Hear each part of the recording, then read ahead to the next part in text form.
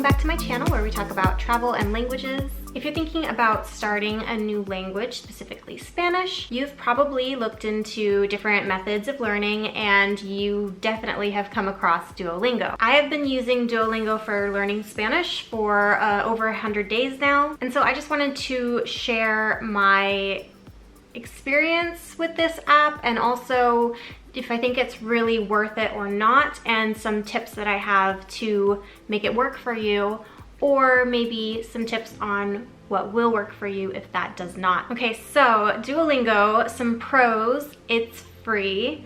It's very accessible for anyone who has a smartphone. It does use a method where it tries to teach you like you're a child learning your first language. So it'll just give you a bunch of example sentences, introduces new vocabulary in a way that's very natural. So it'll insert a new vocabulary word into a sentence that you already can understand the rest of that sentence. Also, the stories function I find really helpful because I like to learn with some more context around what I'm learning. So if you have a story to go along with it, then that makes it a lot easier to link your new vocabulary words to, something else to help you remember it. It has a good review system, prompts you to, keep reviewing the stuff that you've already learned, which of course is very important. I use flashcard systems that are similar, and I've used them in the past with other language learning. So I know that that is definitely helpful. Also, the fact that it is free and accessible and makes your language study easy is really helpful, especially for beginners who are just trying to build up that language learning habit. Also, their streak system is really, really good. I don't know if it's perfect because you can pay to repair your streak, which is maybe defeats the purpose a little bit. But other than that, it's really encouraging to see those numbers add up, I think. And I've talked about building good language study habits in a previous video of mine, and that is one of the things that I mention is tracking every day that you do your habit. And that will really encourage you to keep going with that. So I do really like that. Also, I have to say that doing Duolingo is a little bit more fun and less dry than my Anki flashcard system. I think it was really smart of them to try to gamify it a little bit and have that cute owl and the cute little cartoon characters that do a little yay when you get it right. I do have to mention some cons though, because no language learning app or program is going to be perfect. So for me, my biggest con with Duolingo is there's no verb conjugation charts. And for me, trying to learn the pattern of how a verb conjugates in a foreign language is so much easier when I can see it laid out before me and I can see the pattern. In Duolingo, they kind of introduce verbs in sentences, so they're already conjugated. They do explain how to conjugate the verbs, but only a little bit at a time, so you have no reference really. For me, it's just so much more helpful to have the verb conjugation in a chart so that you can see the patterns. It's really hard to see the patterns when you're just learning one little bit at a time. That is something easily remedied by obviously Googling, but also I feel like they could have just added that. It's not a really difficult thing to add. Another small issue I have with it is that it teaches general Latin American Spanish, which is fine, but it doesn't tell you that.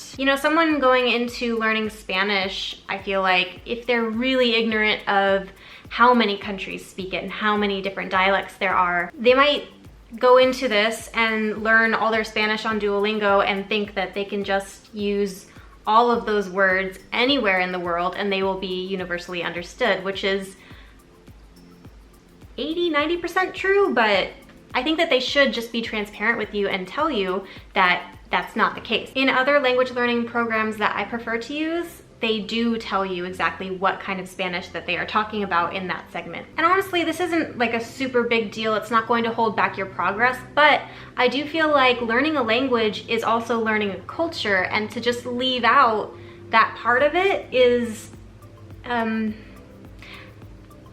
little misleading, I think. I personally love to hear the differences about how they say things in one country versus another. I think that adds more flavor to the language. But I could just be being nitpicky here. Let me know in the comments if that's something that bothers you or not. Okay, and the last thing that I don't really love about Duolingo is that it limits your progress to you have to learn all this certain group and then you can move on to this next group, right? And you can take progress quizzes and jump ahead, but some of the things that are in that bracket that you have to clear before moving on to the more advanced stuff is like,